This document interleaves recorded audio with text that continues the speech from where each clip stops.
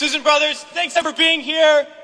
We're from the organization March Forward, and we're here to say to all those serving in the Army and the Marines and the Air Force and the Navy that you have the absolute right to refuse to take part in these criminal wars, and that's a right that all of you should exercise. You have no reason to go put your life on the line and kill and die for profit. We've been to Iraq, we've been to Afghanistan, and we know what these wars are really about. And we joined the military for many reasons. Because we need a college education, because we need a job, because we need health care. And then we joined the military, and they tell us that our enemies are poor people in caves in Afghanistan, or poor people in the deserts of Iraq. But we've been to those countries, and we know that our enemies are not other poor people abroad. Our enemies are the people that laid us off from our jobs, that denied us health care, that make it impossible to get an education. Our enemies are not in the poorest countries on the planet, but right here in the richest one. Now these wars, the occupations of Iraq and Afghanistan alone, are costing over $700 million every single day.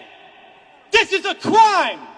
Every single day, while so many of us are hurting. Well, I think all of us here, and the vast majority of people in this country, would agree that we can spend $700 million a day better than bombing people that we have no reason to bomb. We can spend $700 million a day rebuilding those countries we've destroyed. We can spend $700 million a day caring for the veterans we get home when they get home. And then we can spend $700 million a day giving every single person health care, a college education, a job, and a livelihood, and a home. That's what we need to be spending our money on.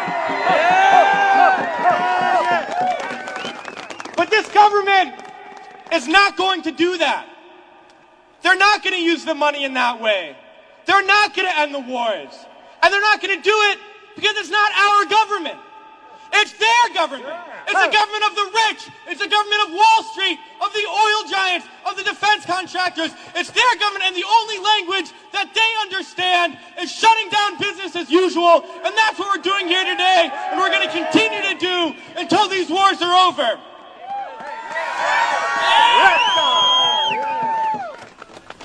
Well, it's crystal clear now that these wars are going to continue and expand and go into other countries. That is the trend. That is what we know, that there is perpetual war, and it's only going to stop if the people stand up and stop it. And that's what we're going to do, sisters and brothers.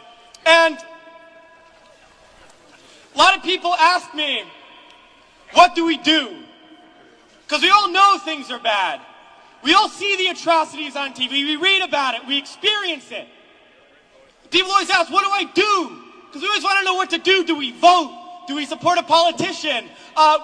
Do we join an organization? What do we do? Well, I'll tell you what we do. It's simple. We fight.